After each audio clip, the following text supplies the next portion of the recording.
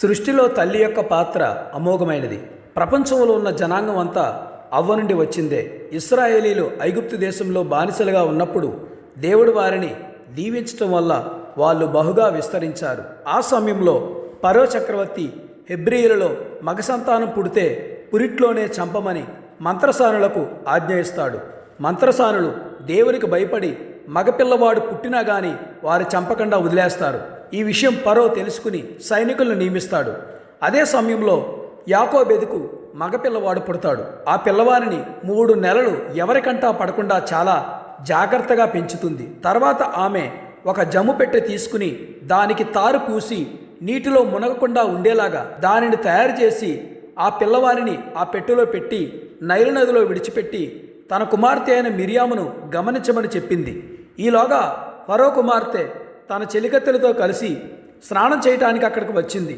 ఆమె ఆ పెట్టెను చూచి తన పనికెత్తె ఒకతిని పంపి దానిని తెప్పించి తెరచి ఆ పిల్లవాడిని చూచినప్పుడు ఆ పిల్లవాడు ఏడ్చుచుండగా వాని యందు కనికరించి వీడు హెబ్రీయులలో ఒకడని చెప్పి గ్రహించి ఆ పిల్లవాన్ని దత్తత తీసుకుని మోసే అని పేరు పెట్టి సొంత కుమారుడిగా పెంచుకుంది. ఆ మోసేనే గొప్ప నాయకుడిగా నిలబడి ఇశ్రాయేల్ ప్రజలను ఐగుప్తు బానిసత్వం నుంచి విడిపించడానికి ప్రధాన పాత్ర పోషించాడు. యాకోబేదు దైవజ్ఞానం కలిగినదై తన కుమారుణ్ణి శత్రువైన ఫరో యొక్క కంటపడకుండా 3 నెలలు పెంచి తర్వాత నైలు నదిలో విడిచిపెట్టి అక్కడితో తన పని అయిపోయింది అనుకోకుండా తన కుమార్తెను కూడా తోడుగా పంపింది. ఒకవేళ తల్లి జ్ఞానంతో ఆలోచించకుండా ఉన్నట్లయితే మోషేను ఫరో సైనికులు చంపేసేవారు. కానీ ఆ అవకాశం ఫరో సైనికులకు ఆమె ఇవ్వలేదు. యెషయా గ్రంథం 46:3లో యాకోబు ఇంటివారులారా, ఇశ్రాయేలు ఇంటివారిలో శేషించిన వారులారా, గర్భమున పుట్టినది మొదలుకుని నా చేత భరింపబడిన వారులారా, తల్లి వడిలో కూర్చుండినది మొదలుకుని నేను చంక పెట్టుకుని వారులారా, నా మాట ఆలకించుడి.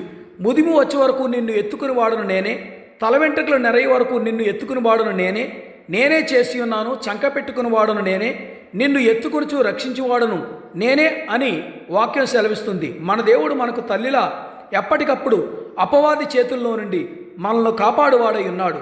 మనకొచ్చే అపాయాల నుండి కీడుల నుండి మనలను ఎప్పటికప్పుడు కాపాడువాడు ఆయనే. మోషేకు తోడుగా మిరియామును తల్లి పంపించింది. అలాగే మనల్ని ఆదరించడానికి మనకు తోడుగా పరిశుద్ధాత్మదేవుడు మనతో ఎల్లప్పుడూ ఉన్నాడు. ఆయన మనకు సమస్తము బోధించి దేవుని వాక్యంలో ఉన్న సంగతులను జ్ఞాపకం చేసి మనం ఎలా జీవించాలో, ఆత్మలో ఎలా బలపడాలో అన్ని విషయాలు కూడా కూలంకషంగా మనకు నేర్పిస్తారు.